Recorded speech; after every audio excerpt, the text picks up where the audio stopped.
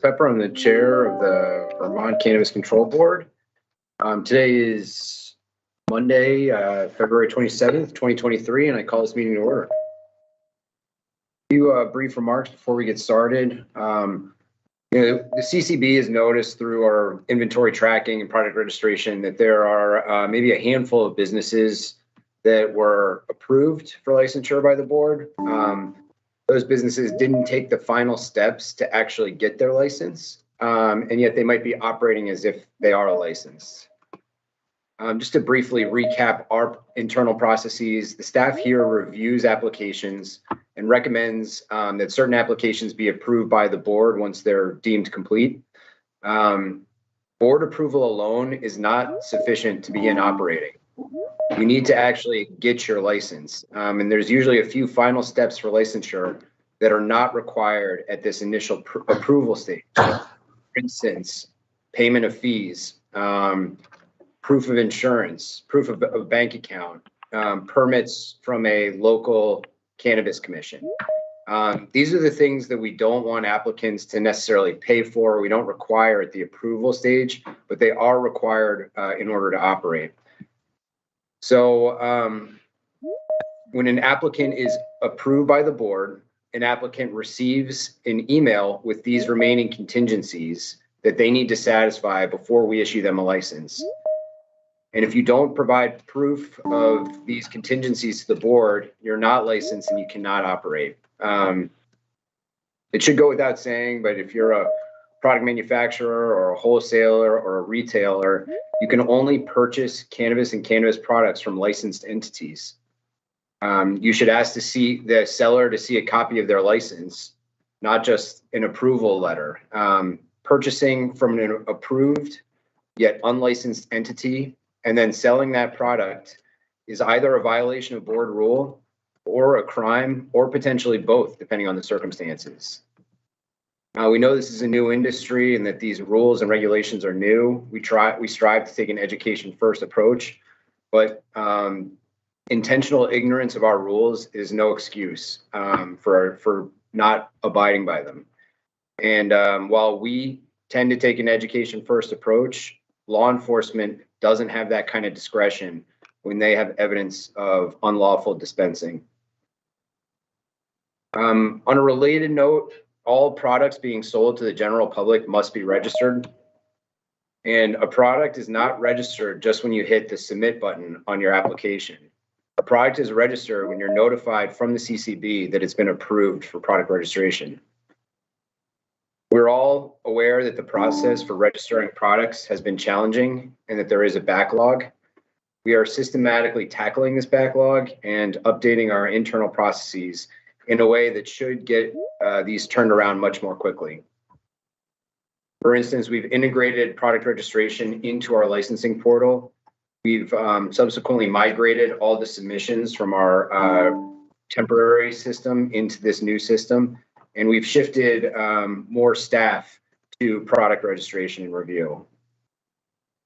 Just like when we had a backlog of licensing applications, we take a first in time, first to review and approve approach, though we will take into consideration certain exigencies like perishability in our review priority.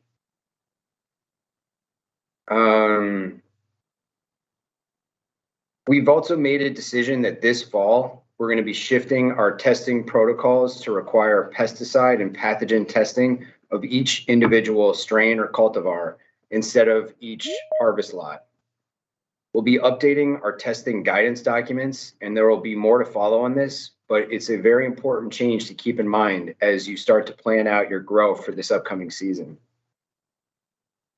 So I don't have anything else, but Kyle, I know it's been a big month for the Harrises. Do you have maybe just a quick announcement you want to make?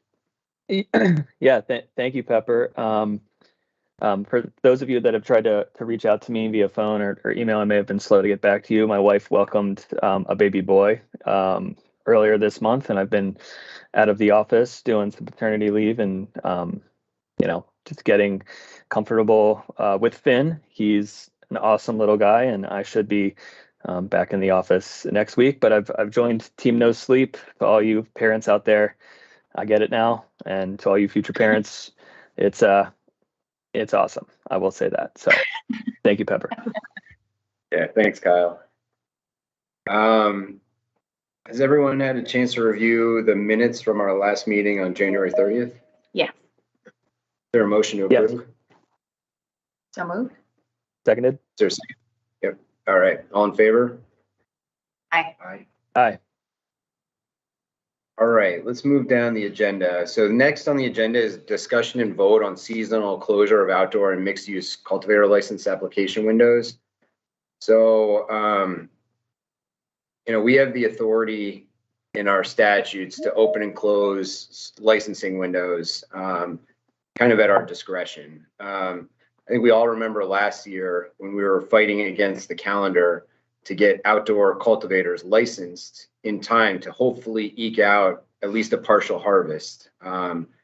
It was a tough situation for us. It was unfair for the cultivators, and it's something that we're actively going to try and avoid this year. So we have a proposal that has been given to us from the staff to have a seasonal closure, a temporary closure of outdoor cultivation and mixed tier cultivation for a certain period of the year, so that we don't get into a situation where people, haven't had their plants, start to flower or get ready for harvest when the snow starts to fall. And so that's the proposal. I think the dates that we're thinking of are close the application window for new outdoor cultivators at the end of April, and then reopen it at the beginning of November, I think is the motion. But Yes, it's actually the first day of December. We'll reopen it, and Okay. I'm going to send this motion to Kyle now. And so I think if there is a motion on the table, we should wait for discussion until it's been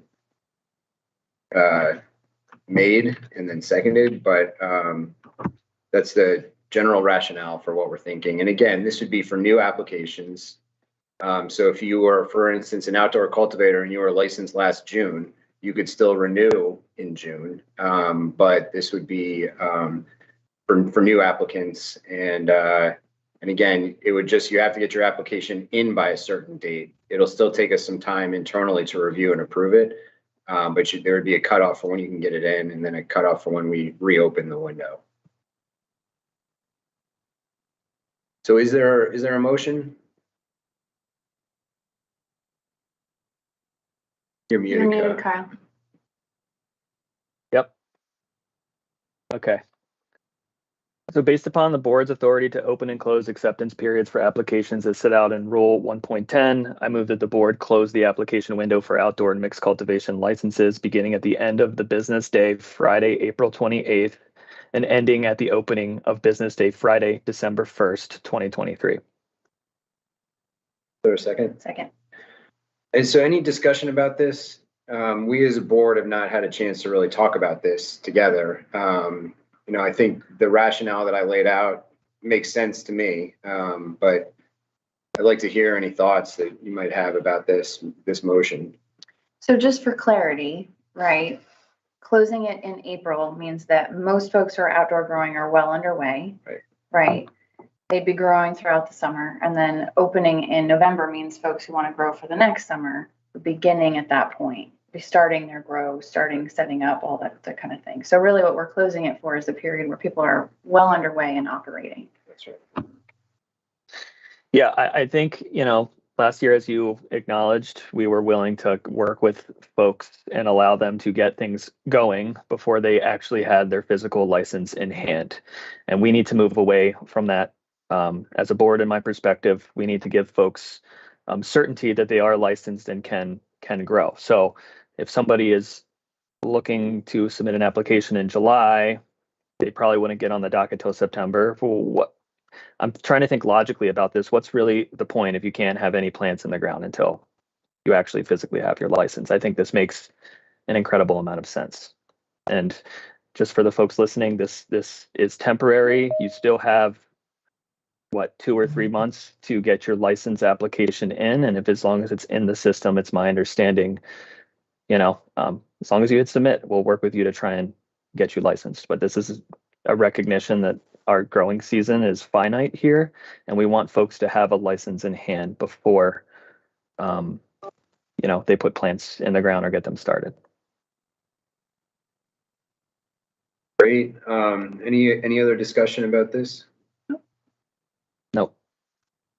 All right. All in favor? Aye. Aye. Aye. Okay.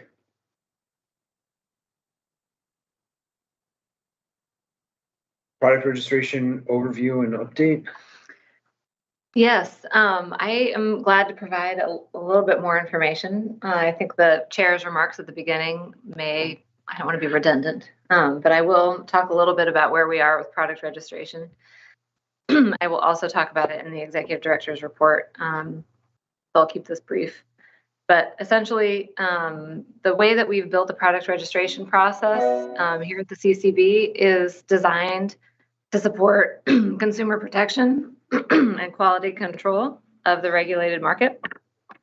And we are confirming that products meet requirements related to a number of factors, including testing parameters, serving and packaging size limits, potency limits, packaging and labeling.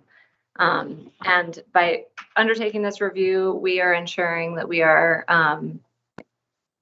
keeping the safety of products that are available to the public and the sustainability of the cannabis marketplace.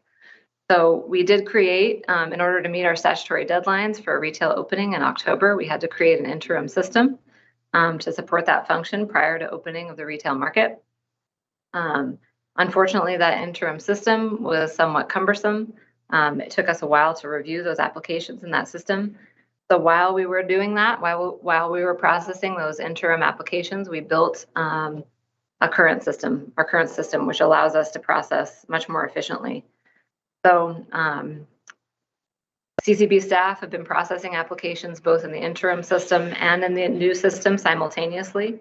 But now that the new current system is live, we migrated all of the applications from the interim system into the new one to expedite our review process. So as of last Friday, all of the data from the interim system has been migrated to the new one. And we have been processing oldest to newest, those submissions from the interim system. We anticipate that by the end of the week, every applicant into the old system will be notified whether or not their application is missing any information. And also by the end of the week, we should have our first report available on our website, which consists of a catalog of all of the registered products. So that will be eventually a public portal for people to access and see all of the products that are registered in the state. Until we have that functionality, we're going to be producing a report, probably weekly, to post on the website. And the first one should be up by this Friday. So that is what I have to say now on product registration. There will be more in my report. Until those reports are in real time, are there things that retailers should be doing before they're putting products on their shelves? Yes, they can. For every product that they want to stock on their shelves, they should ensure that they have the letter that the CCB has issued indicating that the product is registered. And that letter goes to whatever licensee registered the product. So if the cultivator is registering their own flower, retailers should ensure that they have that message from the board to the cultivator before they stock that product.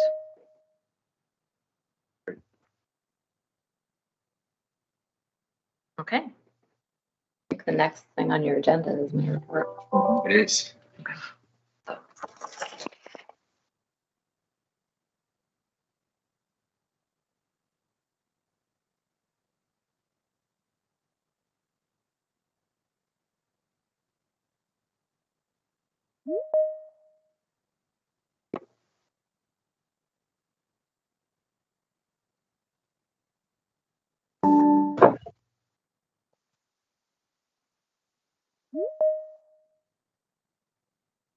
Yeah.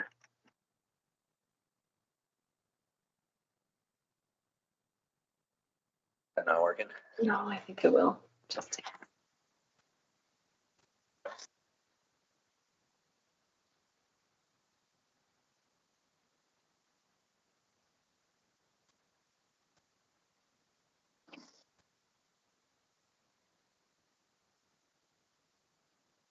figure out how to drag it over. I think I'm gonna.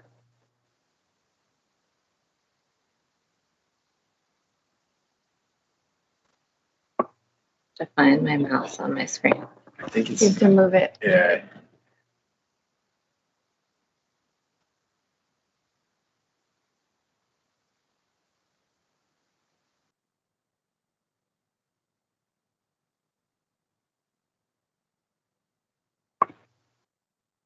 Uh-uh.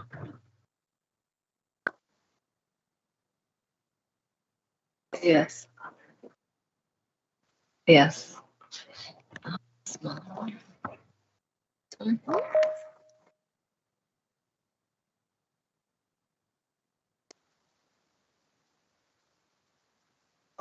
There we go.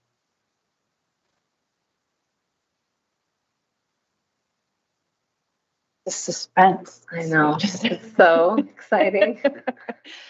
Okay. We did it. All right. So here is February's CCB ED report. Before I get into the licensing data that I normally start with, I have a couple of updates on some other things. So first, this slide is a summary of our public engagement that we've engaged in the first couple of months of 2023, and then a preview of what we have coming up in March.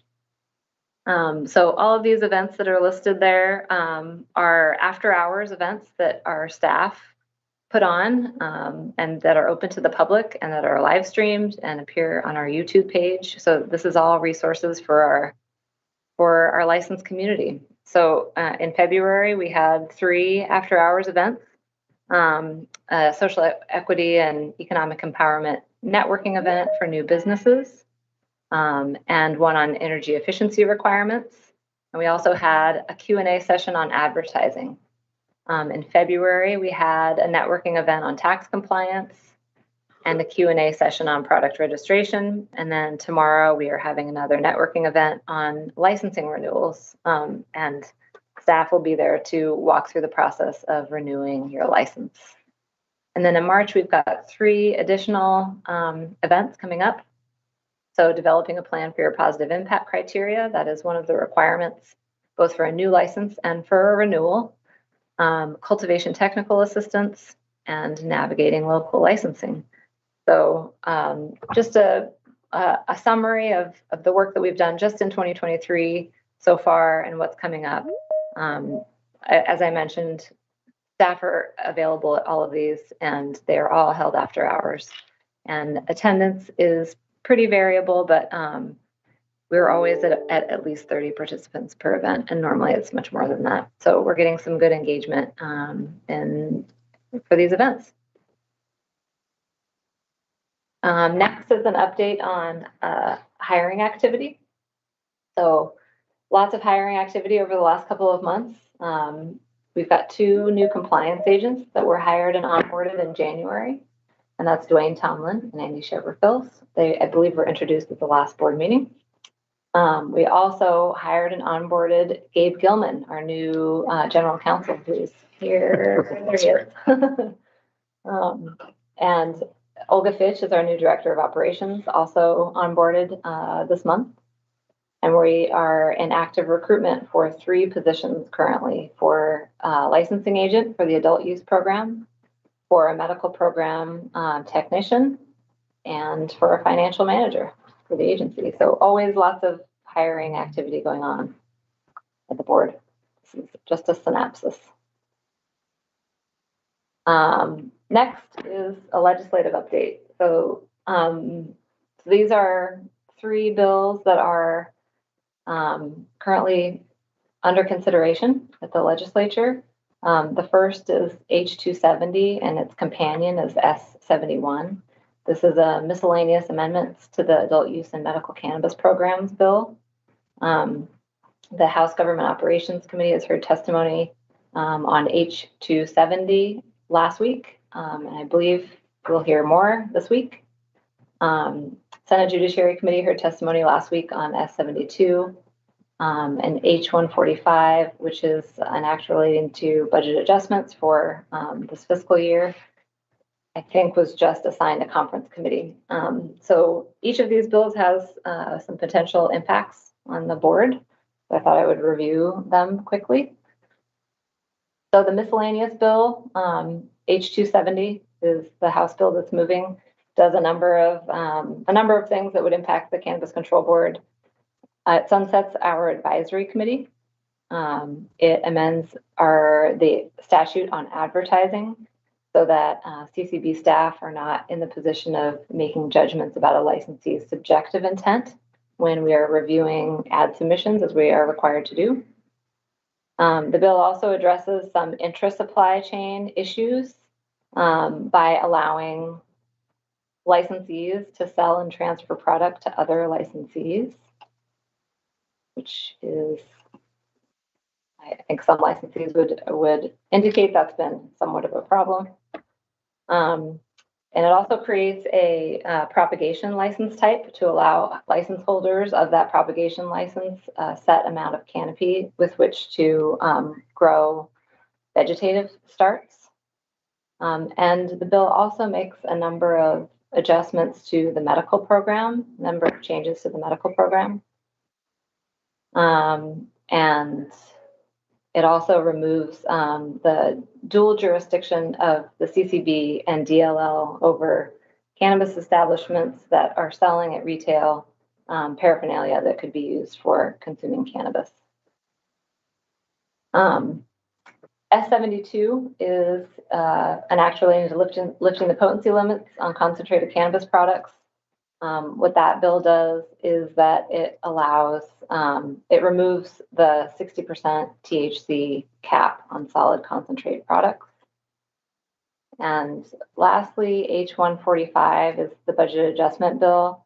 And what that bill does is, sorry about that, is it contains an authorization for the board to hire staff and an appropriation, corresponding appropriation for the board to create essentially a state reference lab for the cannabis industry. So the appropriation would support the acquisition of equipment, lab equipment, and the authorization for hires would allow us to hire a lab director and 2 chemists. And that would be quite a significant change. If we did have our own state reference lab, that would allow our compliance team to do investigations much more quickly than we're able to do them now, and also allow us to do some auditing of lab results of our licensed labs. And it would ensure that we are able to meet our objectives to make sure that we are overseeing a marketplace with quality products. So that is a summary of the legislative. Those are the bills that are moving right now. So I'll move on now to our licensing data. So all the data that's included in the following slides is current as of about Thursday of last week. So first we have our average days from submission to approval. So the first time I think we reviewed this data was at our last meeting. These numbers are pretty comparable to the numbers from last month. So the purple 88 days is the average days from submission, from when an application is submitted to us to when we are presenting it to the board for approval for all of our applicants, standard applicants. And just under 40 days is the average for social equity applicants. So not much of a change from last month there. I wanted to give the board a little bit of a sense of how those numbers compare to other states. So before I go through these comparisons, I'll just note that our licensing team is working on reporting that would show us what our average numbers are from the date that an application is submitted as a complete submission to the date we're able to recommend a decision on that application. So we don't have that data yet. So the numbers that I'm giving you, that 88 days and 40 days, is from the time the applicant hits submit to the time that we are actually recommending them for approval. But all of these dates that you'll see on the slide are days from when an application is actually complete.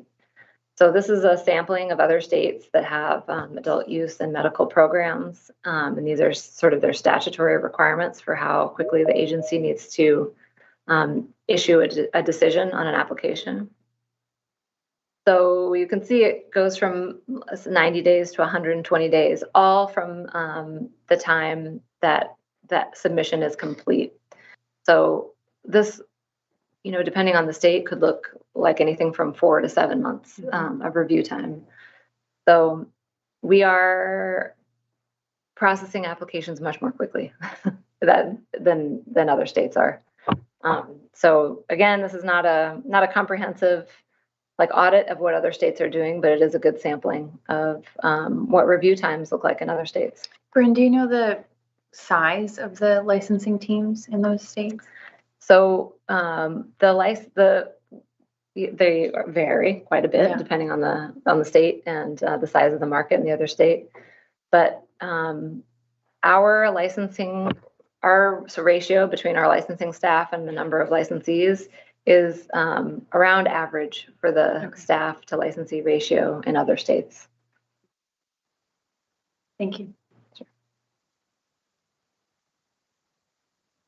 And then I'm going to go through these average days to approval based on license type, and I'm only giving you the types of licenses that we have reviewed in the last 30 days.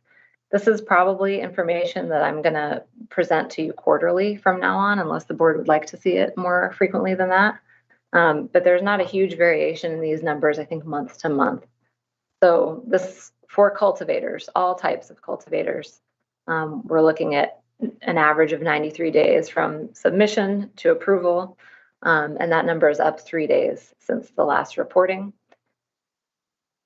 Manufacturers, submission to approval is on average 85 days. That's up about 2 weeks from our last reporting. Wholesale, 73.7 average days from submitted to approval. That's the same as the last reporting. Retail, 62 days, and that's up about 6 days since our last reporting.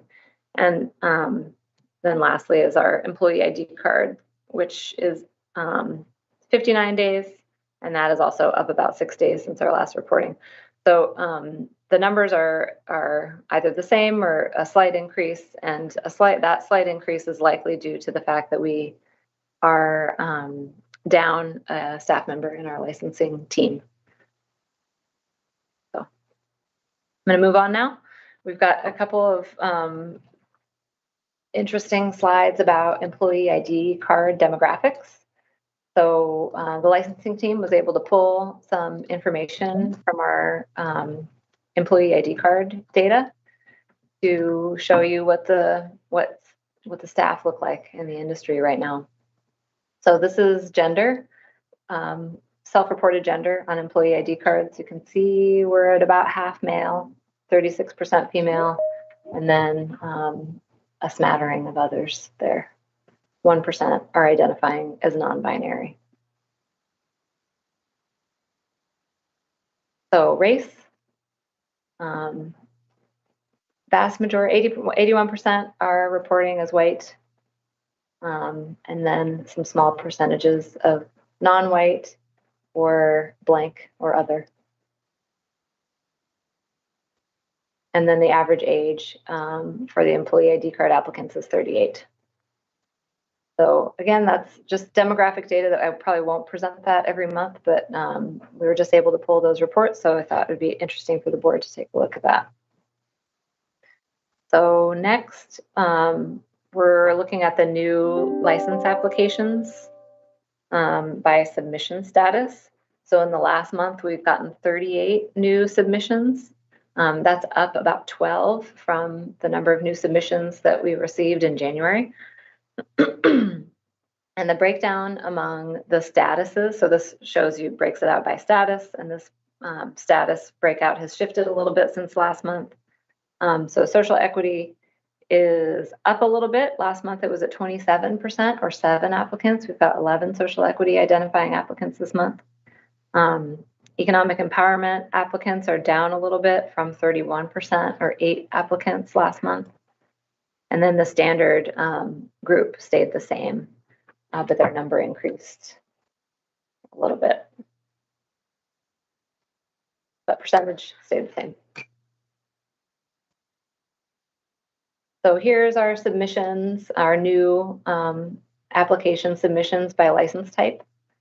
So just like last month, it's the social equity applicants are distributed pretty evenly across the different license types. You can see the majority are indoor applicants and outdoor cultivation applicants. And then manufacturer tier 3 and tier 2s and retails. A few of other things too.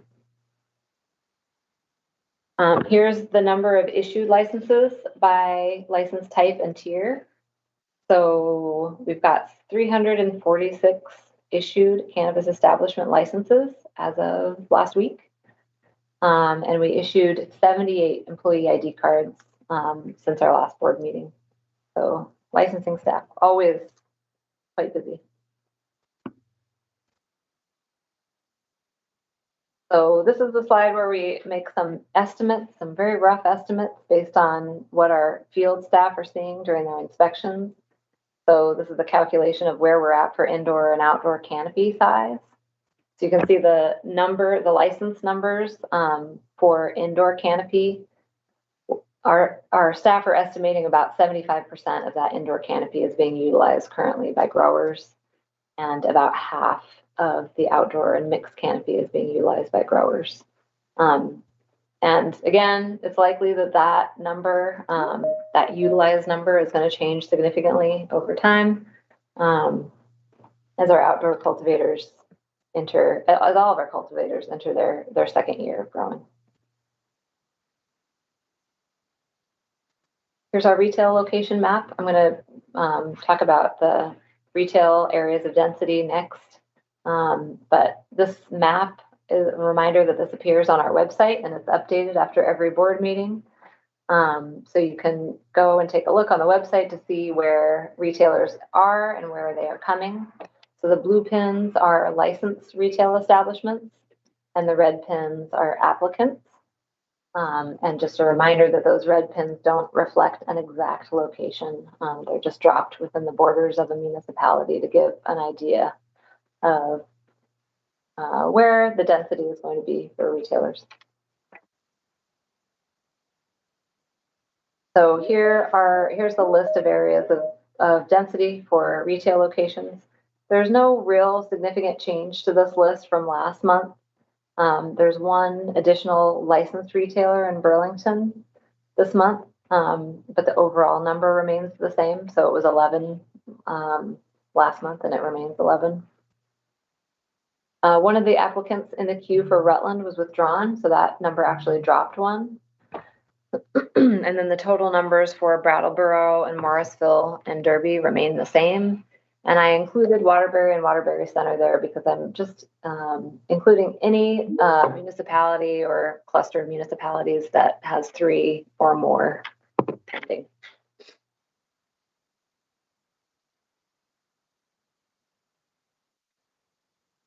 Okay, so back to product registration. Here's the total number of product registration applications that have been submitted. As of last week, it was 1,564.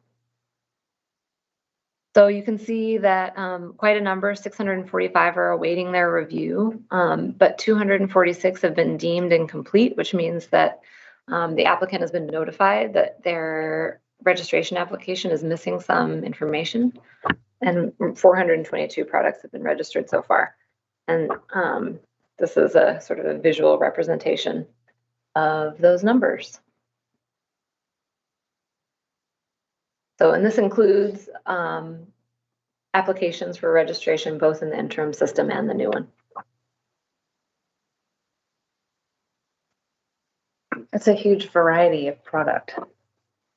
Do we know what other states, like how many product registrations they have? How many other states do product registration, and do we know like how varied their products are?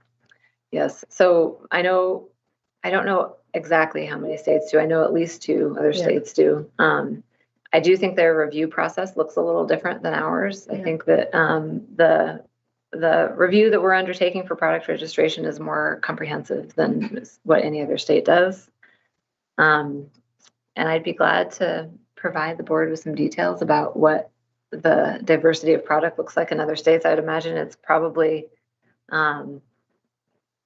in more mature states, it's probably significantly larger than what we have. The next slide shows the kind of type of product distribution.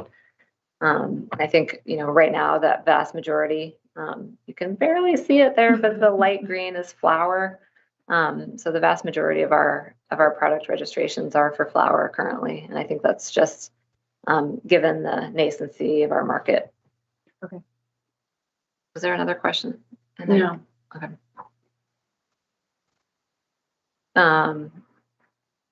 So yes, this is all of our submitted registration applications by product type. So this is not only reflective of what has been registered, but it's all types of product that are either awaiting review or have already been registered.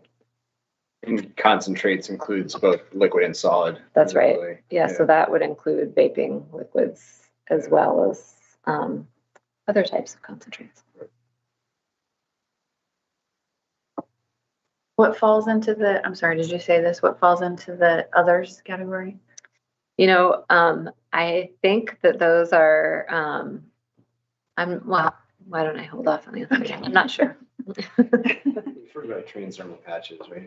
Yes. I think that we have gotten one submission for a transdermal patch. Okay. But we also have, there are a couple of product submissions that have not easily fit into another category and are awaiting review. Okay. Oh, plants, I think also fall into that category. A little birdie just whispered in my ear. And I do think we have some submissions for seeds as well. Okay, I'm going to move on to our compliance data. I have a couple of slides here for you. So as I noted in my update on hiring activity, we've got an additional 2 full-time compliance agents now. Those 2 individuals started in January, so there has been some training that's gone on in the last several weeks. So our total inspections, just for the month of, so we're looking at 2 months now. We're looking at, because the data that I presented to you last month was just our compliance data for 2022. So for January to February, we had 159 inspections as of last Friday. 47 of those were retail inspections. So this is breaking out to around 20 inspections per week or 4 per agent. But I just want to point out that this really accounts for having 2 brand new compliance agents since last year. They've been in training, they've been going on joint inspections. So that number is probably going to change. And again, about 3 hours per inspection is the average. For February, the enforcement actions, for February alone, we've got 4 active enforcement actions for Category 1 violations, and we've got 10 closed investigations or enforcement actions across a variety of categories.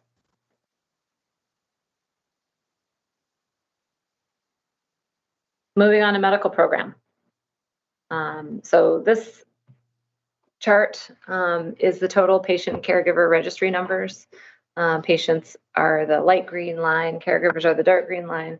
And this is numbers from 2009 to 2022 to give sort of a visual representation of how the program has changed over time. And then this is our just last 12 months data. So active patients as of last Friday for the month of January was 3,583. And that number dropped 20 for February to 3,563. So a little bit of a drop over the last month. I am going to note that some of that drop off might be attributable to we are down a staff member in the medical program. So we do have a backlog in processing patient renewals. We are processing them as quickly as we can without our full staff necessary for that program. So some of the drop off you see could be attributed to that. If our medical bill passes, by the way, it makes the renewal process just incredibly easy for people that have incurable medical conditions.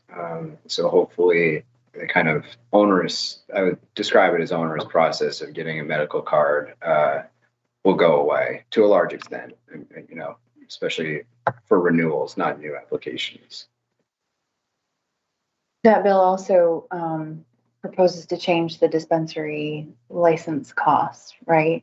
It does. To drop it by about half. So I'm wondering, have we heard anything from folks about entrepreneurial interest in having a dispensary, opening more dispensaries? Anecdotally, yeah. Sure. I personally don't think cutting it in half, it's just so expensive. I don't think that's enough. I think it's, what's tolerable right now amongst the legislatures. They try and figure out what this new paradigm between having an adult use side parallel to a medical side, what that looks like. I feel like asking for it to be cut in half is an interim step, and maybe, just because there's, potentially even more regulation if you're a medical provider. It seems to me like the application cost should be less than a retail. But yeah.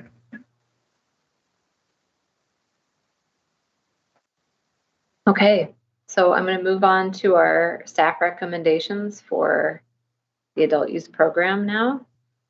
We have 3 recommendations on social equity status. So first is submission number 2958 and submission number 2976. This applicant is applying for 2 separate licenses, and staff is recommending social equity status approval for this applicant as they meet the criteria for social equity business applicant as defined in our rule. And then staff is recommending 2 submission numbers for social equity status denial, and that's submission number 2376 and 2167, as neither one of these applicants meets the criteria for either a social equity business applicant or a social equity individual applicant as defined in board.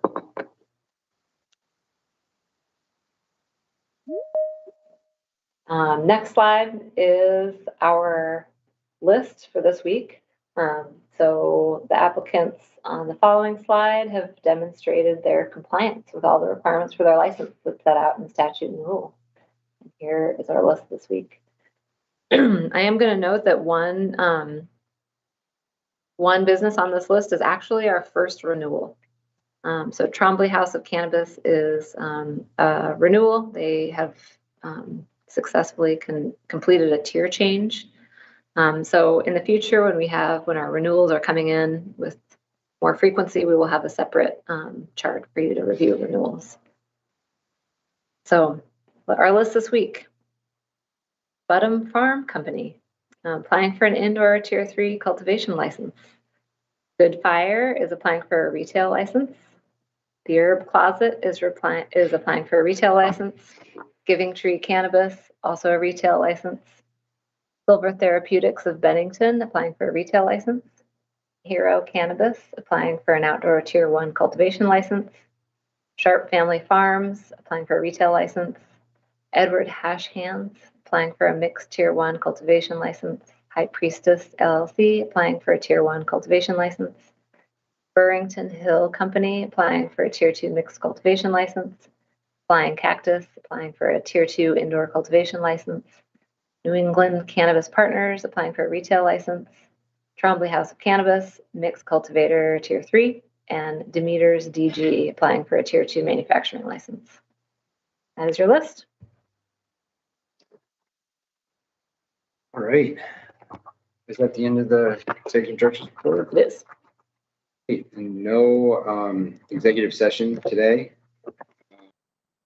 So why don't we, is there a motion to approve the recommendations from the staff? I move that the board accept each of the recommendations as presented to us by staff in this meeting. I will second. Any discussion about any of it? No. Not from me. Very comprehensive. Thank you. All right. All in favor? Aye. Aye. Great. All right. Thank you so much, Bryn. And the whole team, of course. Yep. I'd like to thank the licensing team who always does quite a bit of legwork to get all the data ready for board meeting. Last thing on our agenda for today is public comment. So why don't we deal with public comment the same way we always do. If you've joined via the link and would like to make a comment, please raise your virtual hand. We'll do our best to call on you in the order that you raise your hand, and then we'll shift to people to join via the phone. Maybe Nellie, if you could help us just make sure we get the order right.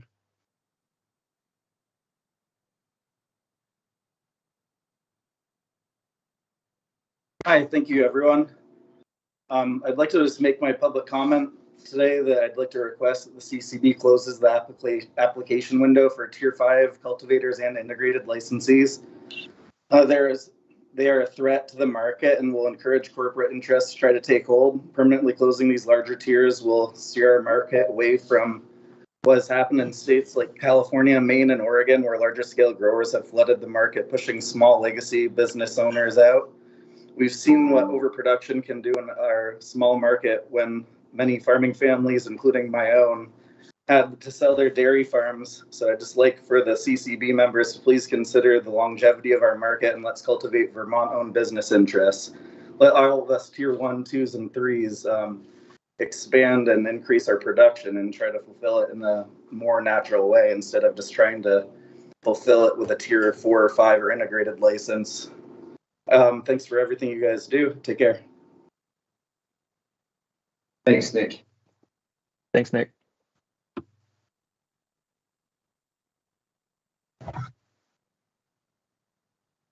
Hello.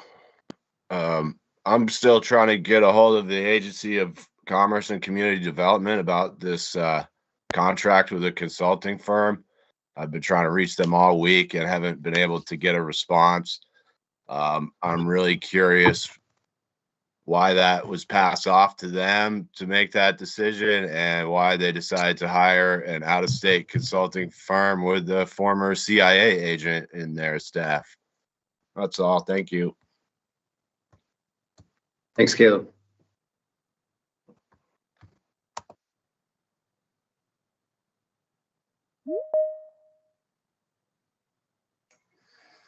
Hi, I'd just like to say I completely agree with what Nick was saying about the Tier 5 and those large licenses. I think that's going to completely kill the market for any small business.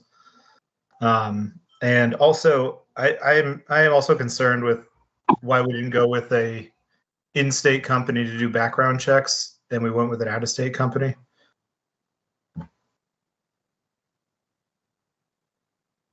Thanks for the comment, Jesse.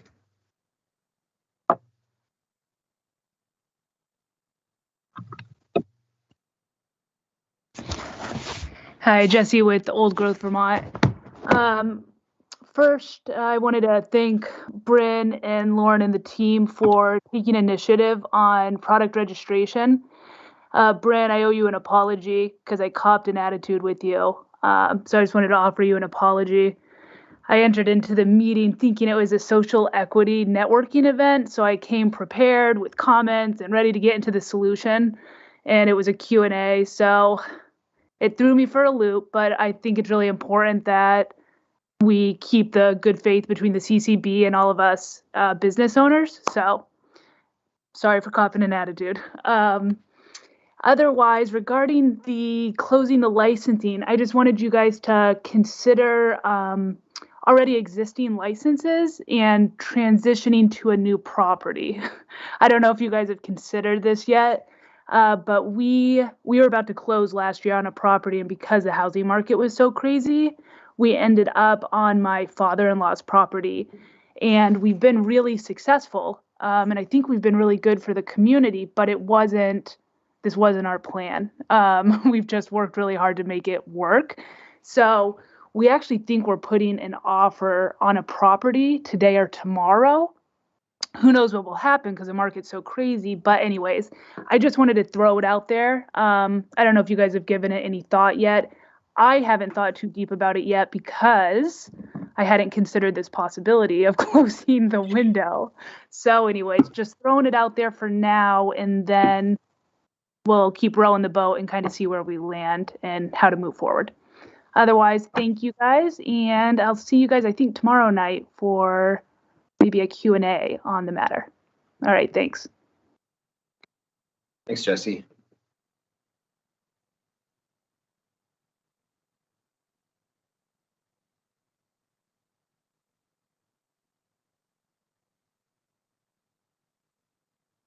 Yep, can you hear me? Yes. All right, I just wanted to thank all you guys for all your work. And just wanted to kind of echo what Nick was saying. I lived in Southern Humboldt for several years, and I, watched the downfall of the market happen in Humboldt County. And that was directly caused by large licenses, corporate cannabis, and MSOs coming into the state. I just, I've seen this happen again and again in every legal market across the country. And I think Nick's got a good idea. I think Vermont is a very small state, and I just don't really see the need for Tier 5 and Tier 6 licenses.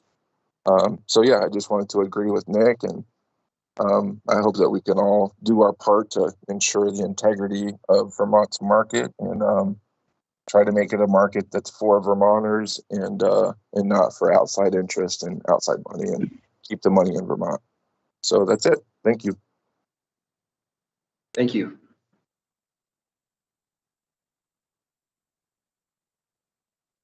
Hi guys, can you hear me okay? Yes. So congrats to Kyle, very exciting. Also, I definitely agree with Nick too. Part of the Tier 5 business model is to put all of us out of business. How can we help that? Also, thank you so much for putting more attention to product registration. I think that the cannabis sweet spot is like 3 to 6 weeks. I know obviously like a longer cure is, nicer for people who understand more about the process, but the masses of people, they want that cannabis from that 3 to 6 week point where the bag appeal just, you really knocks you out, and you open a bag and from, a quarter mile away, you can smell it. That only happens during that 3 to 6 week point. I know my Gorilla Glue, during that time, it pulls apart. It looks like a Rice Krispie treat. The trichomes are so gooey and stick together. It's just, it's delicious. And so as we continue to make this Vermont brand, and especially when we go national when we can, it's important that we keep this process as fast as possible, because when you add it with all the other testing and then the product registration, and next thing you know, the product's not getting on the shelves till 8 weeks after harvest, and then you miss that whole time. So that's it. And lastly, I think that current dispensaries should be able to sell to medical patients with no taxes. That's it, everybody. Thank you. Welcome back. Thanks, Tito.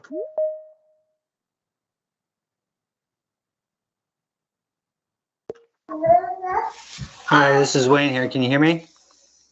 Yes. Hi. I don't know. I have kind of mixed feelings about the social equity fund being outsourced. I feel like it's good in a sense that, this company kind of has a lot of resources in-house, but I feel like that money should have stayed in Vermont, and I feel like that money could have benefited social equity applicants better if it stayed in Vermont. And that's all I have to say. Thank you. Thank you.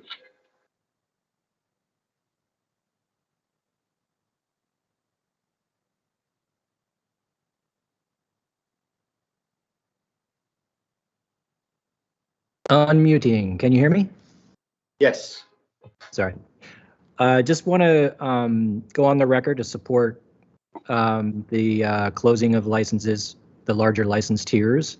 And the one thing that I would point out is that by doing so, you help families to create wealth here in Vermont, as opposed to those who already have money making more money, possibly sending it out of state. There's an intergenerational effect that happens for Vermonters, and that should be considered as well.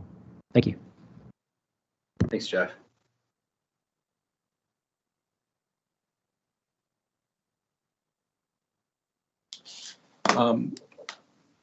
Like Tito, I also think that the medical market would be well served if it could be totally served by your existing retailers. Obviously, like Tito, there's some self-interest there, but as a probably former medical patient by now, having experienced the medical system, I don't feel that it was serving Vermont's medical patients' needs particularly well. There is a much larger retail footprint now. If the potency cap bill goes through this year, there won't be anything that a licensed retailer cannot sell that a medical dispensary can. And the idea that the only thing left really is appointment shopping, which some people might want, and then retailers could give them that. But I don't think that very many people would. I think it's a not particularly well-loved aspect of the medical system that you can't just walk into a medical dispensary, that you have to call and make an appointment in advance. And so I would urge you to maybe do a little bit of patient focus grouping to find out what it is that they actually want, instead of just guessing at it, which is what our legislators have been doing for years and years, and thinking about a way to let rec shops be rec med shops, and serve the entire community's needs. Beyond that, just real quick on the product registration system, I don't think you really appreciate quite how badly it is operating in practice. It is a major supply choke point to the extent that anyone is fully following the rules. And I suspect there are a lot of licensees out there who are not waiting for approval, because that approval can take months.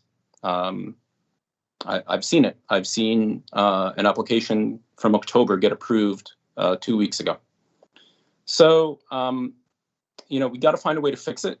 And the fact that we are an extreme outlier among regulated states in doing it this way tells me that, maybe we're not doing it the right way, or in a way that really makes sense from a consumer safety point of view. And we'll be having lots of conversations about that, I'm sure, in the days and weeks ahead. Thanks.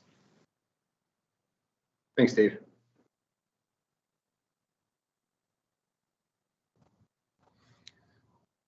Good afternoon, everybody. I have my video off, but can you hear me okay? Yes. Excellent. Thank you. I hope everyone's doing well. Happy Monday. Congrats, Kyle. So I guess a couple things, and I'll be brief, just sort of responding to what has come up in the meeting thus far. First of all, I will say to the previous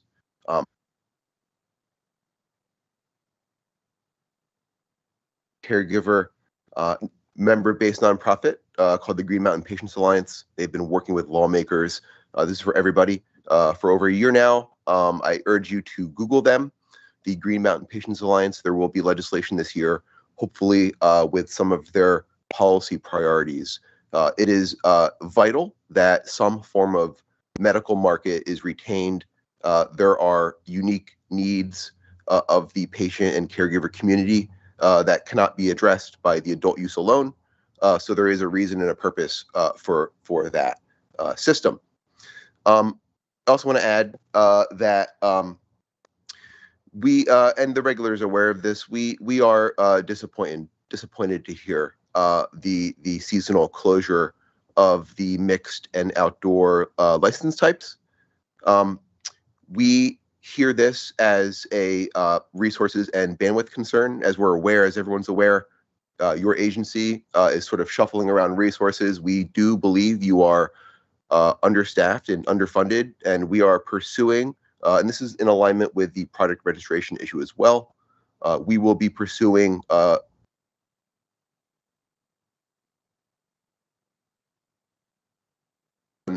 the agency has asked this year. In fact, we will be in House GovOps tomorrow speaking to expanding appropriations and staff just for product registration. But getting back to the cultivation license type decision, we firmly believe it is too early in the market for the agency to be even considering this. We need to consider the legacy community in addition to the current licensees at this moment in time. And we firmly believe that this decision to temporarily close, albeit seasonally, the mixed and outdoor is a mistake. And we hope that it is revisited in the future. Thank you. Thank you, Jeffrey. So I don't see anyone else with their hand raised. Oh, there we go.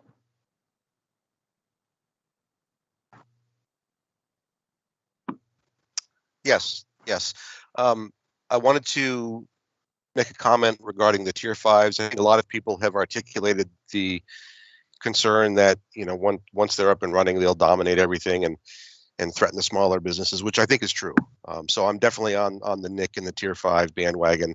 What I wanted to understand kind of preemptively is if the CCB considers this and ultimately decides, no, we're going to keep them, we're still going to allow them, I'd love to see the modeling that shows how much the market consumes in Vermont, how much of that is being met by tier 1, 2, 3, and so on, and justify the room for multiple tier 5s and not threatening all the small businesses. Because I think you guys are doing a great job collecting and tracking data, as we saw in some of the reports earlier today.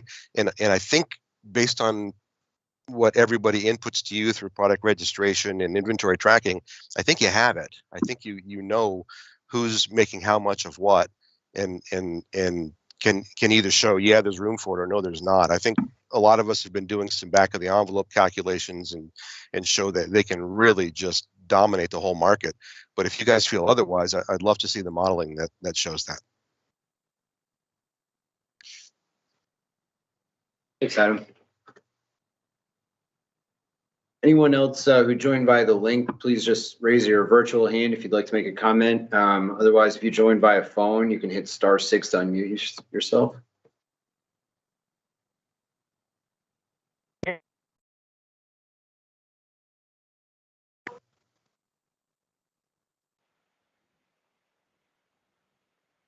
Yes, hello, my name's Kevin.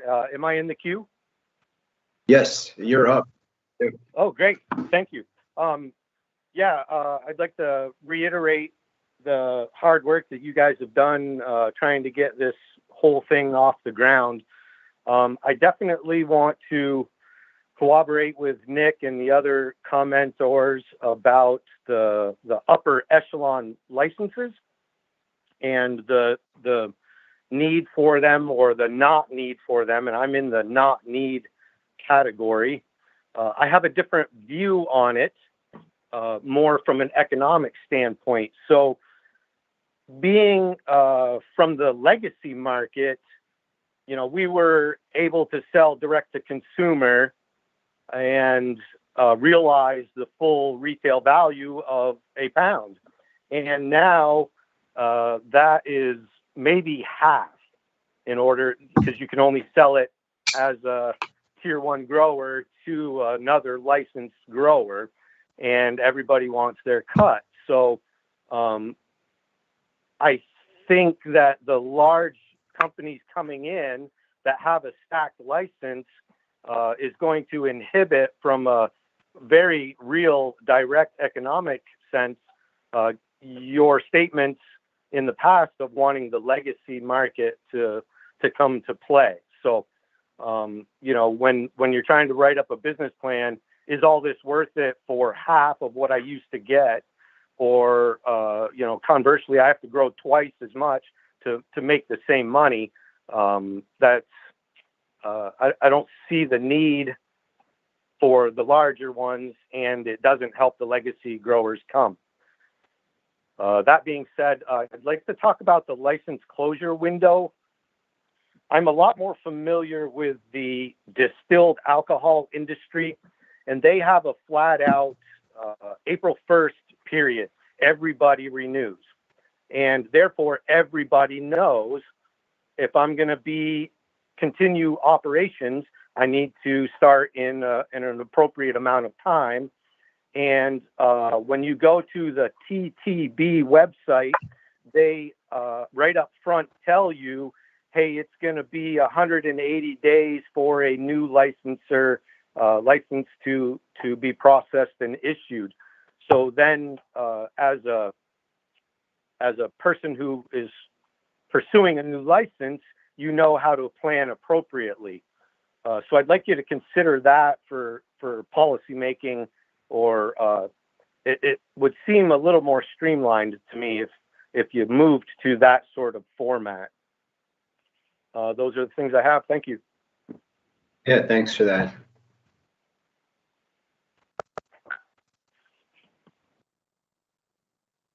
Anyone else who joined via phone, just hit *6 to unmute yourself if you'd like to make a public comment.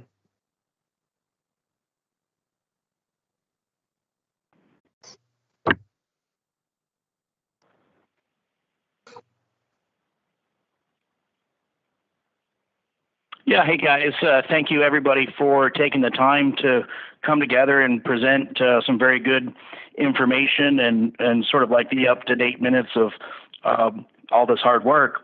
So really quickly, I just want to say, as a legacy cultivator trying to forge his way as a small operation and a family business, just a further mirroring of the top tiers and how that can influence the success and perhaps the timeline.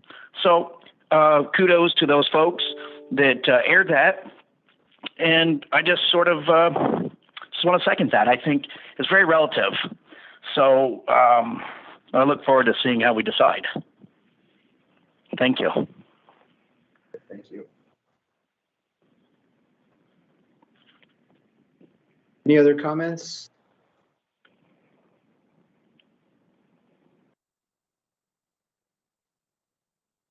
All right, I'll close the public comment window. I really appreciate all the comments. I'll probably address a lot of them in more detail at our next meeting. However, I think when we created our market structure, we really didn't know how much entrepreneurial interest there was going to be amongst tier 1 cultivators, or tier 2 for that matter.